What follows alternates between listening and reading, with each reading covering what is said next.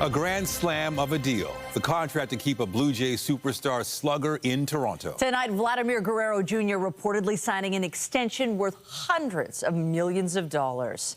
Good evening. The Blue Jays have made Vladimir Guerrero Jr. one of the richest players in baseball history. The slugging first baseman has reportedly agreed to a 14-year extension worth $500 million. CTV Sean Lee Thong joins us live from outside Rogers Centre with details of the deal and reaction from fans. Sean.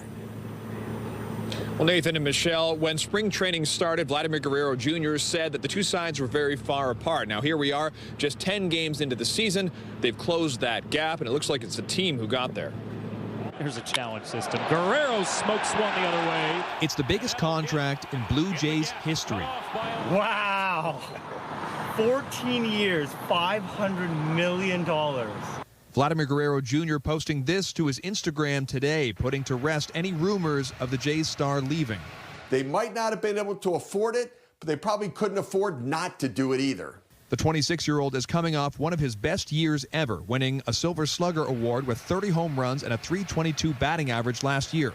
Vladdy got the number that he wanted, and the reality is he probably could have gotten that and more if he had gone to free agency. Blue Jays fans had been worried when the two sides failed to reach a deal prior to spring training. Guerrero had told the team he intended to test out free agency after the season.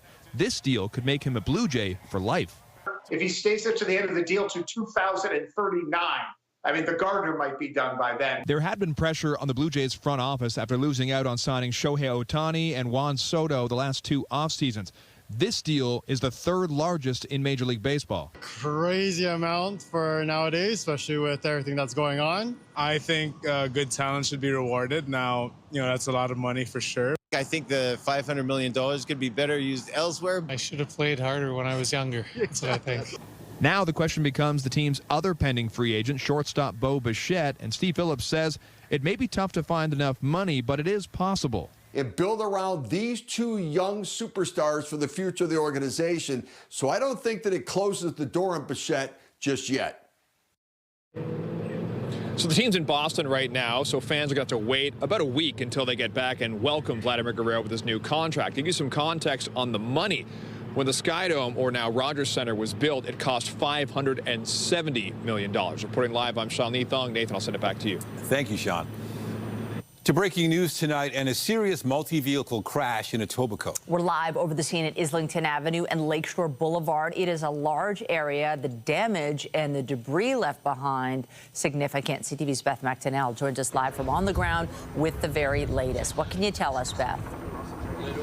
Michelle, Nathan, I can tell you there are at least 9 damaged vehicles here on Lakeshore, just east of Islington. It happened shortly after 3 o'clock this afternoon, and I want you to have a look here at the scene. You can see there is a white Jaguar right in the middle there, and Toronto police say a man was driving a Jaguar at a high rate of speed. He hit several vehicles, and we understand 3 people were sent to hospital. Paramedics say 1 to a trauma center, 2 others to a local hospital. Now, I was able to speak with a local business owner, Andy Dinner, who was out on the street just getting a soup at the time this happens, and he says he saw the Jaguar going on the wrong side of the road at a very high rate of speed. He couldn't say for sure, but really thought it would be over 100 kilometers an hour. And when he looked over, he says he saw the Jaguar in the air at one point, flipping over, and cars on both sides of the street were just jutting out of the way. Here is more of what police have to say. From that collision, we learned that a white SUV struck a motor vehicle and failed to remain. That white SUV continued eastbound on Lakeshore Boulevard West, and between 6th Street and 5th Street struck a number of vehicles. Okay, so the witness that I was speaking to, Andy Dinner, he says that at some point the Jaguar hit the blue truck and things kind of quieted down at that point. Police say a 31-year-old man has been arrested and charged with dangerous operation of a vehicle. As you can see, Lakeshore is closed, and with the extent of the investigation involved here, I believe it will be closed for some time. Reporting live, I'm Beth McTonnell. Nathan and Michelle, back to you. Thank you, Beth. Still ahead, 5 suspects wanted for a home invasion find themselves boxed in and on the run from police. The dramatic GTA takedown in minutes. But first, more mayhem on the markets. Stocks once again taking a hit as investors brace for the broad impact of Trump's tariffs, personal finances, and fears of a recession on the line. CTV's Mike Walker joins us live from Bay Street tonight with that story. Mike. Well, Michelle and Nathan, it was a roller coaster ride on the stock market today, with stocks plunging and then rallying later in the afternoon. But that does very little to quell concerns of many investors over the potential impact of Trump's tariffs on inflation as well as a recession. From the opening bell, another volatile day on global markets amid the U.S. president's sweeping global tariffs. The roller coaster ride too much for some investors to stomach. Trying to avoid it. Don't want to see it. I think there's a lot more pain to come. There's a ton of uncertainty, and that's the problem, right? Is that the market hates uncertainty. Global markets plunged for a third straight day after last week's two-day meltdown. At one point, the Japan and Taiwan markets briefly paused trading. Meanwhile, wild swings on the North American markets amid rumors Trump would pause tariffs. The White House dismissed those rumors. Markets like the TSX bounced back late today, but are still down. It's not fun going through it. It's a bit of a gut check, right? But ultimately it comes down to the companies that you own and what you're invested in. Despite the turmoil in the markets, Trump has doubled down on his global tariffs and plans to meet with world leaders to negotiate new trade deals. We have many countries that are coming to negotiate deals with us, and they're going to be fair deals, and in certain cases they're going to be paying substantial tariffs. With the global trade war escalating, what do you do? Many worry about the impact on their personal investments, including retirement funds. Still hurts, right? Luckily, I'm not retiring in the next 5 years. Goldman Sachs warns the tariffs may have caused irreversible damage. The most difficult part about this all is that this president was supposed to be a business-friendly president. So far, unfortunately, we're not seeing that, and the market's telling us that people have been caught off guard with such a steep decline. As concern continues to mount over a looming recession. In Canada, economists have been predicting that a recession would be an inevitable result of Mr. Trump's attacks on our export industries. 3/4 of our exports go to the U.S., and the export sector makes up 20% or so of our total GDP. So there's no way to avoid that in the medium run. Experts say the next thing to watch out for is inflation. And despite stocks ending the day higher from where they started, the main index here in Toronto ended the day down about 1.5%. Reporting live, I'm Mike Walker. Michelle, back to you. Wonder what tomorrow will bring. Thank you, Mike. Also tonight, the province provides tax relief for businesses, but there are calls to do more for workers to soften the impact of Trump's tariffs. Let's have a peek outside at this hour. We've lost some of that sunshine from the start of this Monday as clouds bring the possibility of rain or even flurries. Let's bring in Jessica Smith. Quite picturesque, even with the clouds there. What are you seeing right now on the radar? We're watching the system that's kind of been cooking itself up throughout the day, making its way across the Great Lakes, bringing snow for some, wind for others, and rain for the great majority. So for us here in the GTA, falling mostly as rain as we head into the early part of our evening, so it's knocking on the door. First the cloud cover, and then the showers will move in as we head into the evening. Nothing super substantial, but still of note. And we're looking at a number of winter weather travel advisories in place along the eastern shorelines of Lake Huron and Georgian Bay. A snowfall warning in towards Parry Sound. And for our friends just north of the city, kind of Vaughan and north, they're looking at some really strong wind gusts, 80 kilometers an hour or more as we head through tonight and into the day tomorrow. But it is mild, at least for now, before temperatures take a dip as we head in towards this evening, and it gets cold and it stays cold. But just for at least a day. Tonight, dropping down to -11, it will feel like -13, and those northwesterly winds are going to be biting. Your full forecast coming up. Right now, back to Michelle and Nathan. Thanks, Jess. The province is taking action to try and help Ontario businesses hurt by Trump's tariffs. Today, the Ford government announcing a plan for relief and support. CTV's Queen's Park Bureau Chief Siobhan Morris joins us live with the details. Siobhan. Well, the finance minister says that employers are going through a period of transition right now, and the measures introduced today are designed to prevent layoffs.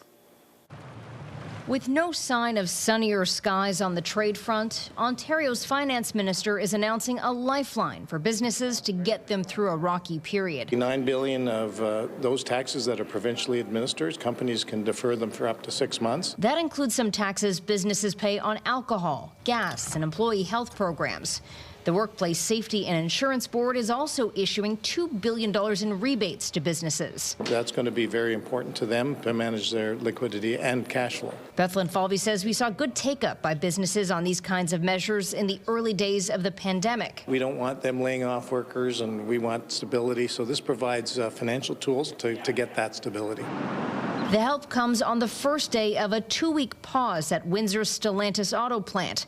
What comes after that is murky. It's the not knowing and the lack of control over it. Usually we can bargain our way through something, but in this case, it's in other people's hands. The NDP's Shadow Minister of Labour is gratified to see tax deferrals, but cautions WSIB shouldn't be used as a slush fund. While this system is supposed to help injured workers get back on their feet, continues to deny workers compensation for being injured in the workplace. The Premier insists his government has provided direct help to workers. We just gave $3 billion to workers, $200 rebate check. West would like to see more aid for Stellantis workers and those suffering under a new trade regime. How do we swoop in to ensure that they don't lose their rental space or their mortgage payments? How are we helping workers who are being directly affected by these tariffs? Speaking in Windsor, the Canadian Labour Congress is urging banks and lenders to show some empathy for those whose lives have been upended. We need to allow deferrals on mortgages, on car loans, on personal loans, on credit cards right across the board.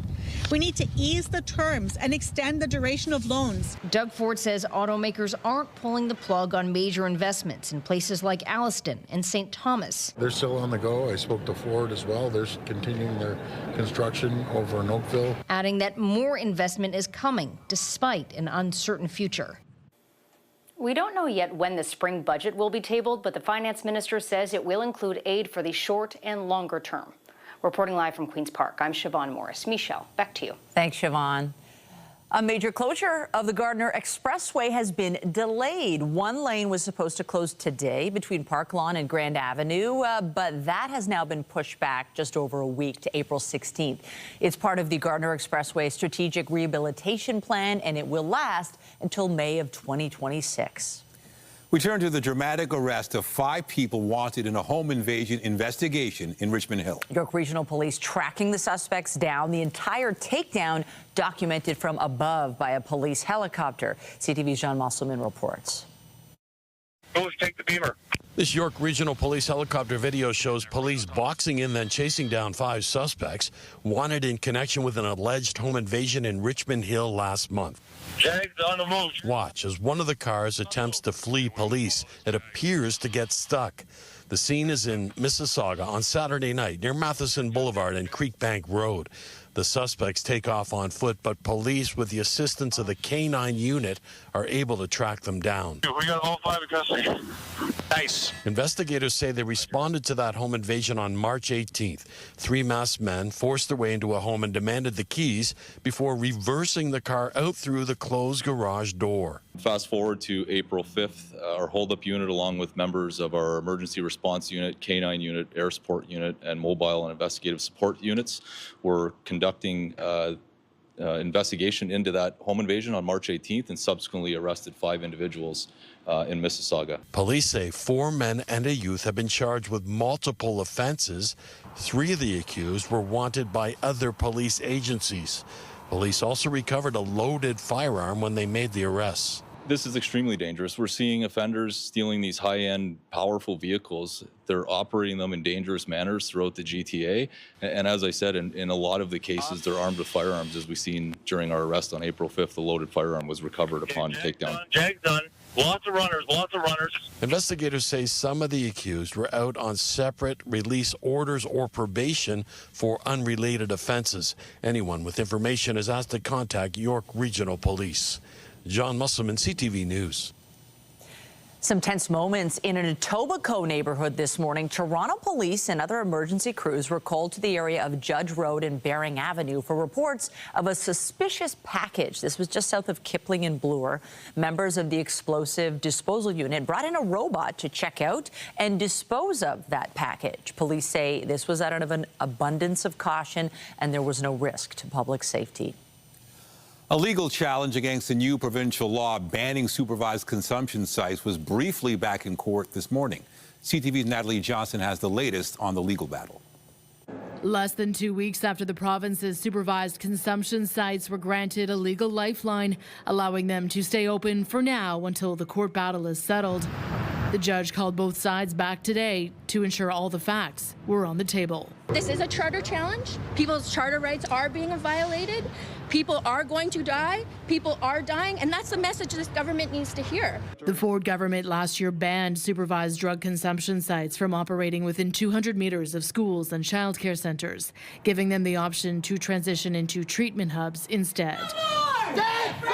Proponents of the consumption sites took the case to court, winning an injunction, but without provincial funding for consumption services, 9 of 10 agreed to accept the government offer to become treatment centers. We're investing over $560 million to give people help, give them the opportunity, to give them shelter, to get them back on their feet, find gainful employment for them. So, the heart hubs are 10 times better than the safe injection sites. It's actually a pretty stark change if you go to South Riverdale, like the drug dealing in particular around the site, and even we've had a few warm days, and usually when it gets warm you tend to see more open drug use around, especially around our site, and I haven't seen any. The judge today questioning whether the court had heard enough evidence on the reasons why 9 of the 10 sites had proceeded to close. I do think that there's information that could help with the decision, not about the law itself, but about the ultimate impact of these laws. The ultimate impact of government policy is that people are not getting care. The applicants arguing that the government is playing politics with people's lives, but a court ruling could take months. Natalie Johnson, CTV News. Library workers have ratified a 4-year deal with the city. Members of CUPE Local 4948 strongly supported the deal in a weekend vote. The contract secures wage increases, better working conditions, and job security for roughly 2,300 full and part-time workers with the Toronto Public Library. The deal will now go to the city's library board for ratification. It's now 3 weeks until the federal election, and the latest Nanos polling shows the gap between the Liberals and Conservatives is narrowing. For a closer look now at the latest numbers and the latest promises from the leaders, here's CTV's Colton Prowl. The first tanker arrived ready to fill up at Canada's only large-scale liquid natural gas export facility last week. Now, Pierre Poilievre is promising to rapidly increase the country's ability to build this kind of infrastructure. One desk called the Rapid Resource Project Office will handle all regulatory approvals across all levels of government so businesses don't have to waste time navigating. Poilievre says his government would only require one environmental and regulatory approval for projects, with the goal to complete the approval process within a year. On Vancouver Island, the Liberals promising new marine protections and more national parks. But as the markets quake after Donald Trump's tariffs, Mark Carney also offering more support for seniors, including a 1-year boost to guaranteed income supplements. These people are on fixed incomes. They don't, in general, have the ability to work. And this boost will help them to weather the storm. The NDP continued their housing focus, promising to build 3 million homes by 2030. First of all, we're going to double the Housing Accelerator Fund and make it permanent. We're going to call it the Canada Homes Transfer. Housing has been a key component of the NDP campaign that has struggled to pick up support. New polling from Nanos Research shows a tightening race at the top, with just a 5-point gap between the Liberals and Conservatives, while the NDP continue to flounder at lows the party hasn't seen in decades.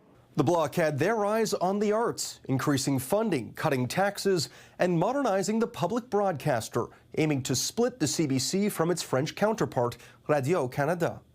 Colton Prowl, CTV News, Ottawa.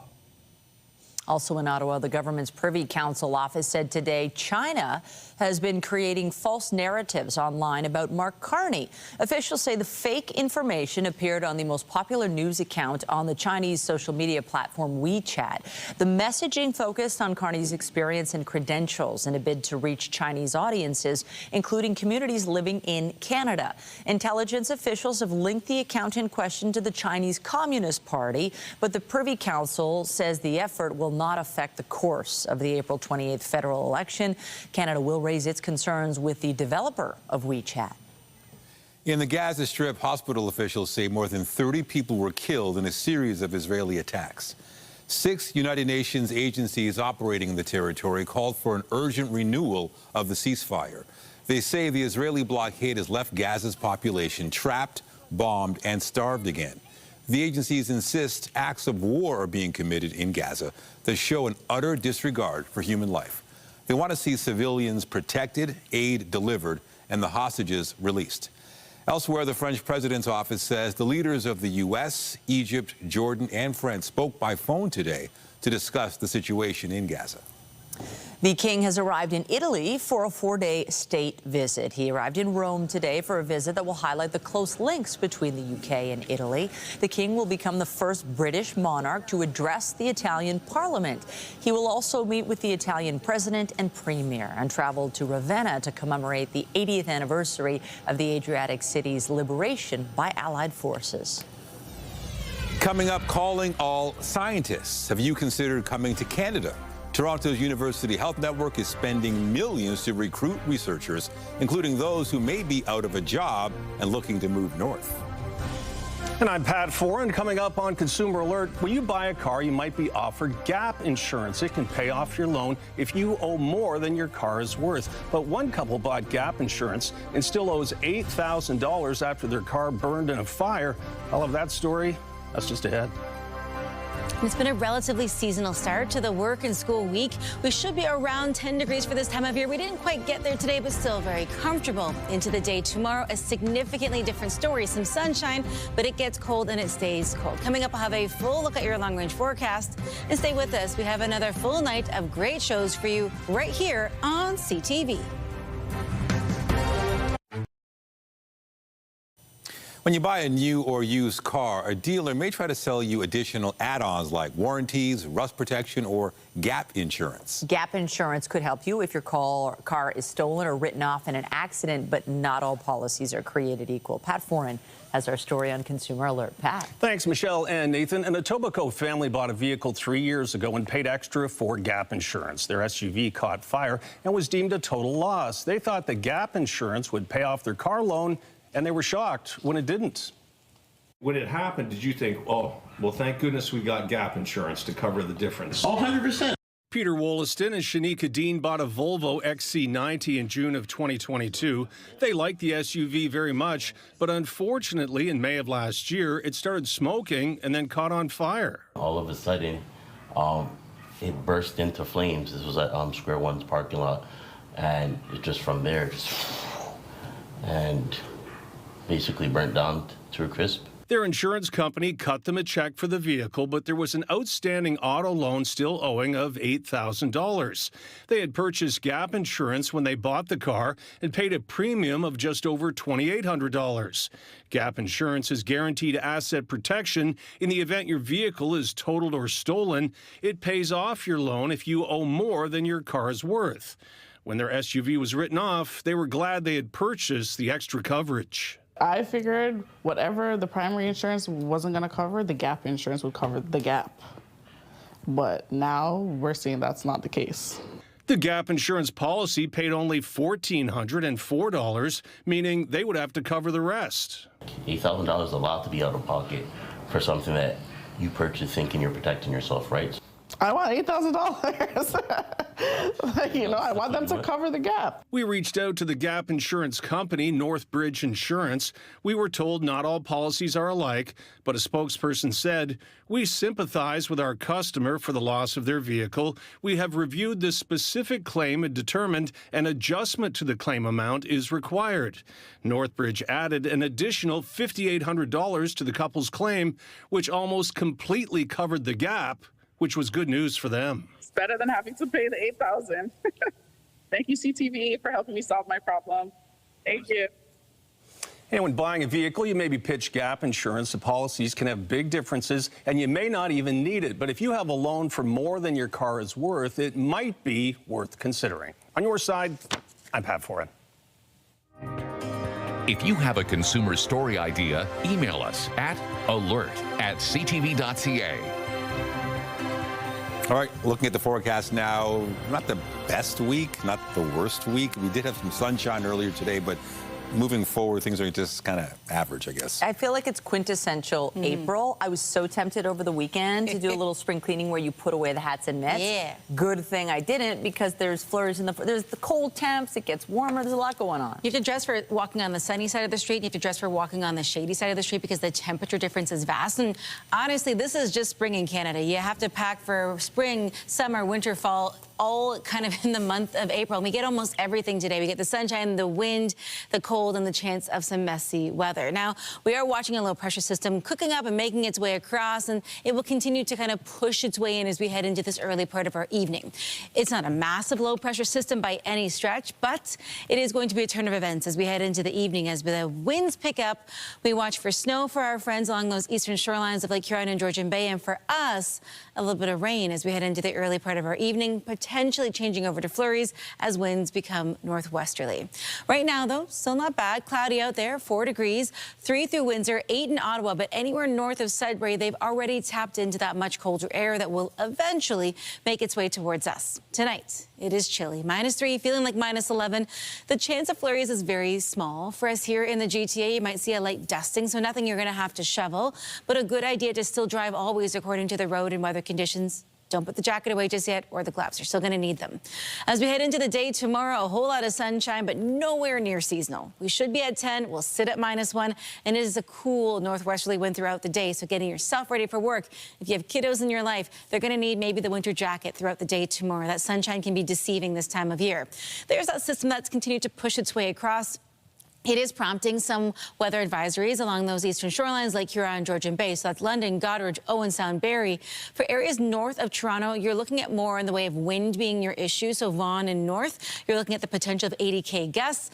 Parry Sound, they're looking at a snowfall warning. So yes, we are very much into spring, but we're not out of the woods when it comes to that transitional weather, as that cold air from the north, the warm air from the south meet in the middle. And right in that intersection, it's just a whole lot of mess. There's that low that's pushed its way across, the bulk of it really north of us, but we've kind of seen the trickle effect for us here in the GTA. Cloud first, then as rain. Behind it, that trough is that chance. That blue dotted line is just that kind of extension off of that low, bringing the chance of light flurries tonight. And it's gone by the time we head into the day tomorrow. We've already seen some very light showers kind of make their way through. As we head into the early part of our evening, just some streamers off of Lake Huron and Georgian Bay. We get into the start of the day tomorrow with a little cloud cover, but then high pressure moves in, and it's just a whole lot of sunshine for everybody. A welcome break from the active weather we had last week and to start the week this week. As we head into Wednesday, the cloud cover rolls in early, and then we keep an eye on a system south of the border set to bring a bit of a rain-snow mix as we head in towards the end of the week. But for today, it wasn't too bad, as Nathan mentioned. As we get into the day tomorrow, as Michelle mentioned, don't put the gloves away. You're still going to need them. It's cold but sunny. We head into our Thursday. There's that chance of messy weather, but it's short-lived. And by the time we get to the weekend, it's looking pretty nice. Michelle, I'll send things back over to you.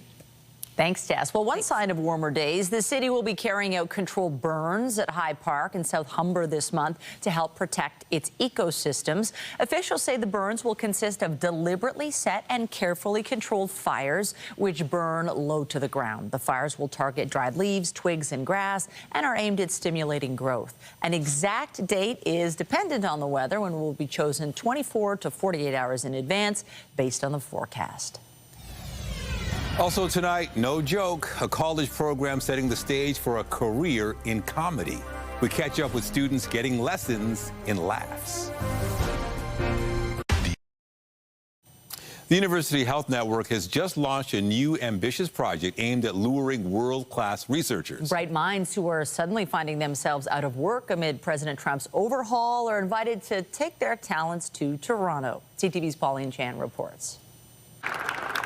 They look like a hockey team, but what they're really championing is world-class scientific research. Our commitment to recruit 100 new world-class early career scientists to join the amazing team of researchers and those who support them that are already making global impact at UHN, U of T. It's an ambitious project to take advantage of the current instability at American universities and research centers and lure the top minds around the world to the University Health Network and Canada. The U.S., for many years, for decades, for over 50 years, has kind of shown the world what investment in research can do, how it fuels discoveries, how it fuels new medicines, how it fuels the creation of new companies. And at the moment, the U.S. is really on hold. The initiative has secured $15 million in private donations for the first half of the recruitment, and it's already caught the eye of some of the top medical minds south of the border, like Dr. Wes Wilson.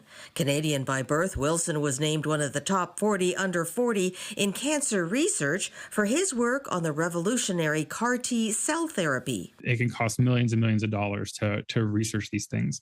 Trump's first major cuts, the $6 billion to the National Institute of Health, has dramatically impacted biomedical research across the United States, not just cancer research, Alzheimer's, diabetes, heart disease, everything. My hospital alone lost $241 million from those initial sets of cuts. Would he be interested in moving back to Canada? I'm very much thinking about it, not only due to the current cutbacks from the NIH here in the United States and federal funding. Also, it's a very unique climate to be a Canadian in the United States. UHN is focusing on research which will also have the potential to fuel economic growth in Canada. UHN says the recruitment starts tomorrow, and it's already identified several areas of priority. They include neurology, urology, otolaryngology or head and neck, vascular surgery, genetic medicine, and respiratory medicine. Pauline Chan, CTV News. The first batch of performers for next summer's CNE concert series has been announced. I catch myself staring at your face when you're not awake. I just can't help it. Sean Desmond will be the first to take the stage on August 15th. Fans of the Toronto pop singer will likely be treated to such favorites as Electric and Shook. He will be followed by Loverboy on August 16th and rock band July Talk August 22nd. Other performers include Mariana's Trench, Dean Brody, and Three Dog Night. All shows are free with admission to CNE grounds. From Mike Myers to Jim Carrey, Canadians have made people laugh in this country and around the world. But how do you get there? As CTV's Andrea Case reports, students are learning the craft at Humber College. School is a laughing matter for students in Humber College's comedy program. The experience is like nothing else when you're up there performing and you have everyone's attention and then you get that laughter moment. It's just like nothing else compares. I love Canada. I love the freedom here. Yeah, but it comes with a course. Yeah, the rent is so high. Hitting the stage at the iconic Yuck Yucks Comedy Club in Toronto, the students are all ages from all across the country and beyond. 43-year-old Eddie Tony is from Hong Kong. I fly all the way here to do this course. Yeah, I'm very committed. He's had to overcome his shyness and learn English in pursuit of his dream. Like, I don't know how to parallel park, but I will explain the economy to you. Vern Bird is non-binary from Thunder Bay. Comedy, she says, is like therapy. The problems never end, let me tell you. And also, I don't think I ever solve any of my problems. I think I just, I'm able to laugh at them. You see, like, all the media where, like, the fat kid's funny. And then you also kind of have that negative body image that you want to work to somehow have something going for yourself. And for me, that was comedy. Conan Mighton even used his routine to come out to his parents. I had a joke about being bisexual, hadn't really talked to them before that, and then I did that joke in my set, and then afterwards, my dad was like, "That was a funny joke. Are you bisexual?" And I was like, "Yeah." And then we got dinner. It was pretty cool with that. Humber's 2-year writing, comedy, and performance program is celebrating 25 years, but next year it's going to change. It'll include all of that, but it'll be 1 year with an emphasis on social media and technology. It doesn't help that I wear like all this, just all black all the time, excluding my face. Yeah, no, I wouldn't do that a second time. Graham Taylor's interests lie offstage as a comedy writer. It's still less than the Prime Minister. I really don't enjoy doing stand-up. It petrifies me. Tai Chi is from Japan. I wish I was named Kung Fu. You know, Kung Fu is fun and exciting, but Tai Chi is just... A course offering everything you need to know on stage or off, whether you get the laughs or write them. Andrea Case, CTV News. After the break, taking subway service to the next level. The TTC reveals designs for new platforms at Bloor-Yonge Station, along with several upgrades, the billion-dollar transit expansion plan when we return. Vladdy got the number that he wanted, and the reality is he probably could have gotten that and more if he had gone to free agency. Updating our top stories, Blue Jays first baseman Vladimir Guerrero Jr. has reportedly signed the third largest contract in MLB history. It's believed the deal is for 14 years and worth $500 million. The slugger is in the final year of his current contract and would have become a free agent this offseason without an extension. A white SUV struck a motor vehicle and failed to remain. That white SUV continued eastbound on Lakeshore Boulevard West, and between 6th Street and 5th Street struck a number of vehicles. 3 people were taken to hospital following a crash in Etobicoke today. Investigators say one of the cars was driving at a high rate of speed and hit several other vehicles. A 31-year-old man has been charged. Don't want them laying off workers, and we want stability, so this provides financial tools to get that stability. The province will provide about $11 billion in relief and support for businesses affected by the latest U.S. tariffs. Companies will be allowed to defer some provincially administered taxes for up to 6 months. Taxes businesses pay on alcohol, gas, and employee health programs are included. The Workplace Safety and Insurance Board is also issuing $2 billion in rebates. Remember to keep up to date day and night at ctvnewstoronto.ca and by downloading the CTV News app.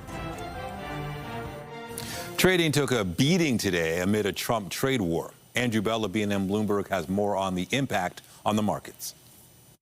Hello there. There was a massive swing in the markets today, with America's tech-loaded NASDAQ Composite Index actually ending slightly higher. But that was after stocks dropped yet again in the morning on fears that U.S. President Donald Trump's tariffs will hamstring the world economy. The S&P 500 index of big American companies rose during the day, but it finished down 0.25%. Investors sought bargains during the session. The S&P 500 is down almost 14% so far in 2025, and the Nasdaq has lost more than 19%. Toronto stocks dropped about 1.5% today. Some market players think the White House will succumb to pressure from Wall Street and back off from the trade war. Billionaire investors Bill Ackman and Stanley Druckenmiller have slammed the expansive global tariffs, and JP Morgan CEO Jamie Dimon urged a quick resolution of the trade conflict. The Canadian dollar traded at 70.22 US cents, down a fraction. WTI oil, the North American benchmark, was at $60.70, down $1.29, and it traded near 4-year lows. Western Canadian Select oil, by our latest fix, was at $52.57, down $4.57. And the TSX Composite ended at 22,859.46, down just over 334 points. That's the latest in business. I'm Andrew Bell of BNN Bloomberg. Meantime, the central bank says an increased number of Canadians think there's a higher chance of a recession in the next year. About 32% of companies surveyed by the Bank of Canada expect a recession over the next 12 months. A similar survey of Canadian consumers shows 66.5% of them also seeing a recession ahead. The surveys were conducted in February, before last Wednesday's announcement by U.S. President Donald Trump of tariffs on almost all American trading partners. The central bank also says around 40% of Canadian firms expect lower sales growth if tariffs are implemented. Canadian manufacturing exporters have cut their sales expectations for 2025. The Business Report is brought to you by Canadian Western Bank, the bank built for business. Upgrades are in the works for Toronto's busiest subway station. The contract to oversee the rehabilitation of Bloor-Yonge has been awarded, and as CTV's Allison Hurst reports, hopes are high to improve the transit experience for riders. A Mississauga company is gearing up to take on the next phase of the Bloor-Yonge station expansion project and its $1.5 billion budget. Our plan is to completely revamp particularly down on the line 2 Bloor-Yonge portion of the station, where we will have 2 separate platforms, similar to what was done at Union Station, where we took 1 central platform and created 2 platforms. So that's really the biggest piece of work. Canadian-Murray joint venture will now enter a 2-year development services phase. The station is the busiest on the TTC and originally opened in 1954. This expansion project is supposed to meet both current and future ridership. Currently, about 67 million riders pass through every year. You're looking at an extra 20 million people a year going through Bloor-Yonge Station, by 2029. Those are significant numbers. Included in the plans are new and revamped platforms on Line 2, an expansion of Line 1 platforms both directions, also new elevators, escalators, and stairs, as well as a new accessible entrance and exit on the south side of Bloor Street East. The updates are necessary for Fatima Ibrahimji, who finds the accessibility of this station frustrating. In order to get through the station, you have to change like 2 or 3 elevators. That honestly is one of the worst things I've ever seen in any transit place. So yeah, maybe if they can improve that, because it takes me like 5 minutes just to change from one line to another and wait, when the elevators are busy. Adding platform edge doors to the project is currently unfunded, so that could add to the $1 billion price tag. Seems like quite a lot of money. It is a big price tag, but I love improvements to the city, and we attract a lot of tourists every year, and why not be first class, world class? I don't think it needs to be changed. It will be great then for who's taking subway every day. Work is already underway, but major construction is supposed to start in 2027. Allison Hurst, CTV News. The Toronto Raptors' 3-game losing streak is over. Misses right at the iron. Toronto beat the Nets 120-109 in Brooklyn yesterday afternoon. Rookie Jonathan Mogbo led the Raps with 17 points. They'll be back on the court Wednesday to face the Charlotte Hornets. There are just 3 games left in the season. This man, Insigne, who finds Bernardeschi. Bernardeschi turning. Bernardeschi still. Oh, my goodness. On the pitch, Toronto FC were looking for their first win of the season against Lionel Messi and Inter Miami yesterday. They took the lead at the end of the first half, but less than 3 minutes later, Messi tied it just before halftime.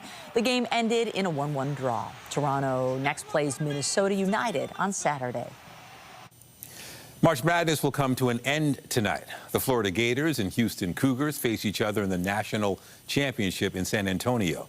The Gators beat the Auburn Tigers in Saturday's Final Four game. The Cougars rallied from behind against Duke to advance to the title game. The last time Florida competed for a national championship was in 2007 when they won back-to-back titles. The Cougars are looking for their first ever national title in program history. It'll be the 11th time 2 #1 seeds will meet in the championship game. Here's Beckers. Her jumper is good. Meanwhile, the University of Connecticut has won its 12th national championship with a dominant performance. The Yukon Huskies beat defending champion South Carolina 82-59 last night. Azzi Fudd and Sarah Strong led the way with 24 points each. It was also a big night for Paige Beckers. The guard capped her university career with 17 points and is expected to be the WNBA's top draft pick later this month. It's the Huskies' first championship since 2016. Unanimous National League MVP, Shohei Ohtani.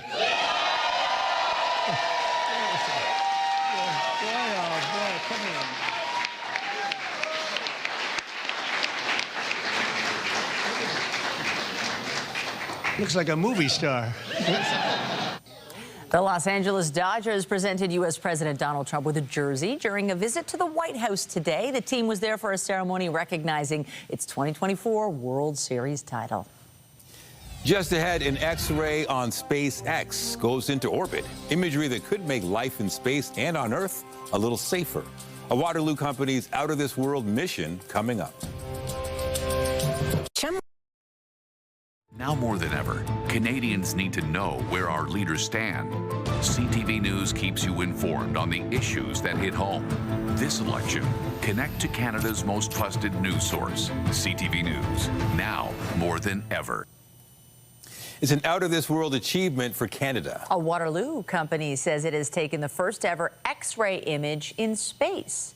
The X-ray of an astronaut's hand used new technology developed at the University of Waterloo. KA Imaging's new X-ray detector was part of a mission to study the Earth's polar regions from space. It is being used to track the effects of space travel on astronauts.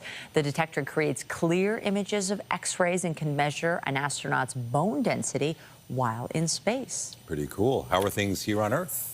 And not nearly that wild, but still pretty cool, quite literally. As the winds become northwesterly, it gets cold tonight. So put on the sweater. If you're heading out for a walk this evening, you will need probably your winter jacket, maybe the gloves, and that continues into the day tomorrow. But it is April, and this is just what happens this time of year, that battle between warm air and cold air. So watching for some passing showers into the early evening, the chance of some light flurries as those winds change heading into the early evening. Still seeing a number of weather statements. Some have dropped in towards Waterloo region, but for the most part, still looking at some lake effect snow impacting those typical communities. Now, sitting at 4 degrees here in the city, it's relatively mild for now. It gets cool tonight and into the day tomorrow. We sit below seasonal, but you know what? I'll take the sunshine all day. Thank you, Jess. Appreciate it. That's it for us, but Omar Setudina has you covered tonight at 11 for CTV National News, followed by Zoraida Allman with your next local newscast at 11:30. Meantime, our coverage continues anytime on CP24 and at ctvnewstoronto.ca. For Jessica Smith and the whole team here at CTV News, thanks for watching and have a great night.